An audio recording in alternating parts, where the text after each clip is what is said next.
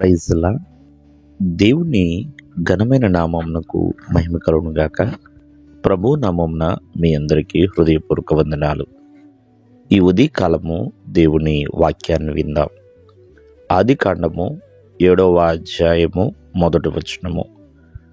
యెహోవా, ఈ తరము వారిలో నీవే నా ఎదుట నీతిమంతుడివై ఉండుట చూచితిని గనుక నీవును నీ ఇంటివారును ఓడలో ప్రవేశించుడి. ప్రియమైన వర్లరా, ఇక్కడ ఆ దేవాది దేవుడు నోవాహుతో మాట్లాడుతున్నాడు. మరి నోవాహు కలిగిన తరములో మరి నోవాహు మాత్రమే నీతిమంతుడిగా, నిందారహితుడిగా, దేవునితో కూడా నడిచిన వాడిగా మనం చూస్తున్నామండి. కావున జాగ్రత్తగా ఆలకిస్తే మరి ఆ తరములో ఎవరూ కూడా నీతిమంతులుగా లేడు.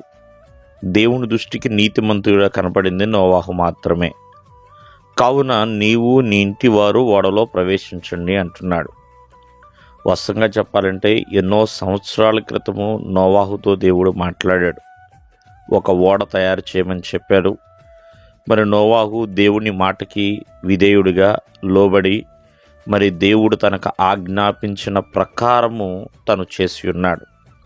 ఓడ నిర్మాణం అయిపోయిన వెంటనే ఓడలో ప్రవేశించండి అని దేవుడు మరొక ఆజ్ఞ ఇచ్చాడు. అలాగే ఆ ఓడలోనికి నోవాహు తనతో పాటు తన కుటుంబం కూడా వెళ్ళిపోయింది.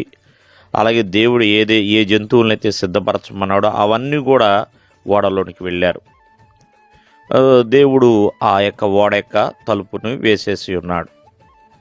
కావున ఒకసారి మనం ఆలోచన చేస్తే నోవాహు విధేయుడిగా ఉన్నాడు కాబట్టే దేవుడు చెప్పిన మాట వినగలిగాడు. కావున ఆ మహా జలప్రళయం నుండి తప్పించబడ్డాడు. ఎప్పుడు కూడా విధేయత ద్వారా విజయము లభిస్తుందండి, విముక్తి అనేది కూడా లభిస్తుంది. నోవాహు కలిగిన విధేయతే తను విముక్తి కలిగి ఉండడానికి కృప చూపాడు దేవుడు. కావున ప్రతి ఒక్కరు కూడా ఆలోచించండి. ఆనాడు చాలామంది విచారంలో మునిగిపోయారు. ఆ వర్షం పడుతుంది, ఎక్కడికి వెళ్ళాలో తెలియదు, ఏం చేయాలో తెలియదు, నోవాహు దగ్గరికి వచ్చినా ఉపయోగం లేదు. మరి అలా ప్రాణాలు కోల్పోయారు తప్ప ఈ భూమి మీద సర్వరాశులు జీవరాశులన్నీ కూడా తుడిచిపెట్టబోయబడ్డాయి. కారణం ఏంటి?